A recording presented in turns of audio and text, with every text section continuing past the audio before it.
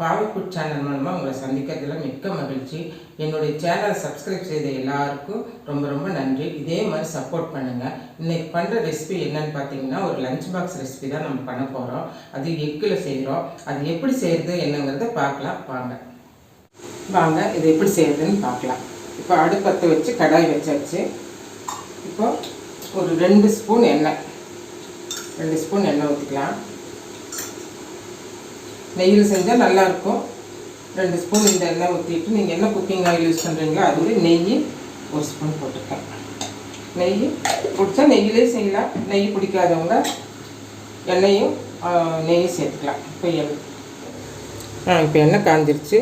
ஒரு பிரிஞ்சி இலை சேர்த்துக்கலாம். அது கூட ஒரு பட்டை சின்ன ஒரு பீஸ் போட்டுக்கலாம். 2 கிராம்பு, ஒரு ஏலக்காய் போட்டுருக்கு. சோம்பு 1 ஸ்பூன் போட்டிருக்கு. இது 2 பொரிஞ்சதும் நம்ம ஆனியன் பார்த்திங்கன்னா, ஸ்மால் சைஸ் ஆனியன் 2 ஆனியன் எடுத்து ரொம்ப பொடிசாக கட் பண்ணியிருக்கேன். அதுதான் அதிகமாக தெரியுது உங்களுக்கு. பெரிய ஆனியனாக இருந்தால் 2 எடுத்துக்கோங்க. மீடியம் சைஸ் ஆனியன் பார்த்திங்கன்னா 2 ஆனியன் எடுத்து ரொம்ப பொடியாக கட் பண்ணியிருக்கேன். அதுதான் அதிகமாக தெரியுது உங்களுக்கு. மீடியம் சைஸ் ஆனியனே போதும். இப்போ இது கொஞ்சம் நல்ல ப்ரௌன் கலருக்கு வரணும். அது வரைக்கும் நம்ம வதக்கலாம். இது கூட பச்சை மிளகா விதையெல்லாம் எடுத்துட்டு சின்னதாக கட் பண்ணி வச்சுருக்கேன். ஒரு ஃப்ளேவருக்கு வேண்டி உங்கள்கிட்ட குடமிளகா இருந்தால், கேப்சிகம் இருந்தால் கூட அதை கொஞ்சமாக கட் பண்ணி இது கூட ஆட் பண்ணிக்கலாம். இது நல்லா ப்ரௌன் கலர் வரட்டும். வெங்காயம் பாருங்கள் நல்ல பொன்னிறமாக ஆயிடுச்சு. இப்போ நம்ம அது கூட 1 ஸ்பூன் இஞ்சி பூண்டு பேஸ்ட்டு சேர்த்துக்கலாம். இந்த இஞ்சி பூண்டோட வாசம் போகட்டும். ஒரு 10 செகண்ட் வதக்கினா போதும். அந்த இஞ்சி பூண்டு வாசம் போனதுக்கப்புறம் நம்ம இது கூட தக்காளி ஆட் பண்ணணும்.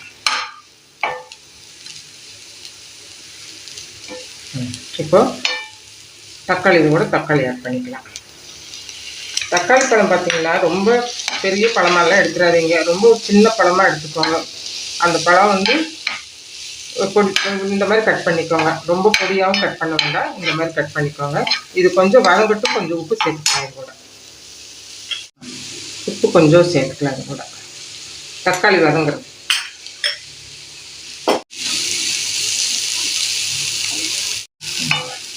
தக்காளி இந்த அளவுக்கு வதங்கினா போதும். இனி நம்ம முட்டை எல்லாம் சேர்த்துட்டு அப்புறம் பார்க்கலாம். இது கூட இப்போ நான் 2 பேர் சாப்பிட்ற மாதிரி சாதம் செய்கிறேன். அதுக்கு முட்டை 4 முட்டை எடுத்திருக்கேன். அதை உடச்சி இது ஊற்றிக்கலாம்.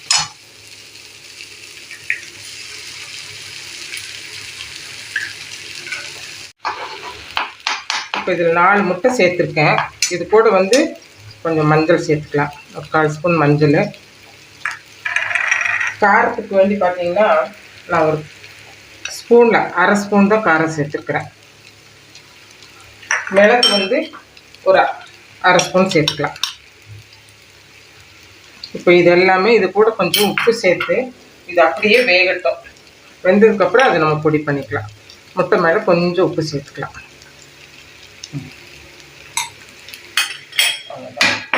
இது இப்படியே கொஞ்சம் நேரம் வேகட்டும். இதில் கரம் மசாலா பார்த்திங்கன்னா அது ஒரு 1/2 ஸ்பூன் போட்டிருக்கு. இப்போ இதெல்லாம் சேர்ந்து இதில் வேகட்டும்.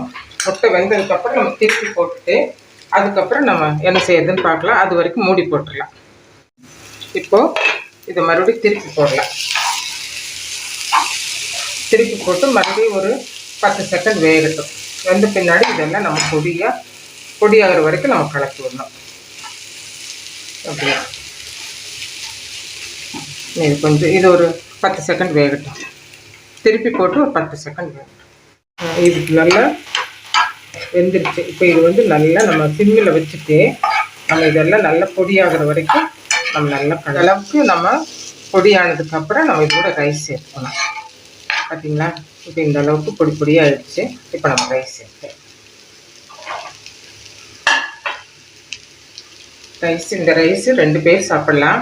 இது 1 டம்ளர் ரைஸ் போட்டு நம்ம வேக வச்சு ஆற வச்சு வச்சுருக்குறோம். நீங்கள் எந்த ரைஸ் பாஸ்மதி ரைஸு சேர்த்துக்கலாம். இது நார்மல் ரைஸு. நம்ம இது எப்போ சமைக்கிற ரைஸ் தான் நான் இதில் போட்டிருக்கேன். இந்த ரைஸ் இதில் போட்டுக்கலாம். எக்கு கொஞ்சம் நிறையா இருந்தால் நல்லா இருக்கும்னா நான் 4 எக்கு போட்டிருக்கிறேன். உங்களுக்கு எப்படி இஷ்டமோ அப்படி போட்டுக்கோங்க.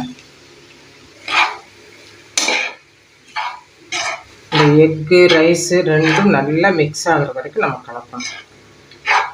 காரம் எல்லாமே ரைஸில் சேர்ந்து வரும்போது சூப்பராக இருக்கும். நம்ம இப்போ நல்லா மிக்ஸ் பண்ணியாச்சு. உப்பு தான் கொஞ்சம் பத்தலை. நான் இந்த ஸ்பூனில் வந்து மறுபடியும் ஒரு ஸ்பூன் போடுறேன். ரொம்ப கம்மியாக இருக்குது. நம்ம போட்ட உப்பு பத்தலை ஆயிடுச்சு. சாப்பாடு பார்த்திங்கன்னா இந்த மாதிரி தாளிக்கிற சாப்பாட்டுக்கெல்லாம் அரிசி ஊற வச்சு சமைக்கக்கூடாது. ஊற வைக்க வேண்டாம். அப்படியே அரிசி ஊற வைக்காமல் சமைச்சா தான் நமக்கு இந்த பழன்னு வரும் நமக்கு. சரி, எல்லாம் ரெடி ஆகிடுச்சு. இப்போ கொஞ்சம் புதினா ஒரு 4-5 இலை அது கிள்ளி போட்டிருக்கேன். அது கூட வந்து இப்போ நம்ம கொத்தமல்லி தழை அதையும் தூவி இப்போ இறக்கிடலாம். இறக்கி நம்ம வேற ஒரு பாத்திரத்துக்கு மாற்றி வச்சுக்கலாம்.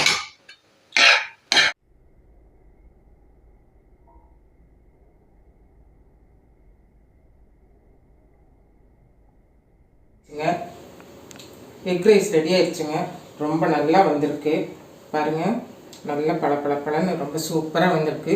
நீங்கள் இதே மாதிரி வீட்டில் செஞ்சு பாருங்கள். குழந்தைகளுக்கு லஞ்ச் பாக்ஸ் கொடுத்துடுங்க. அவங்க நல்லா சாப்பிட்டுட்டு வருவாங்க.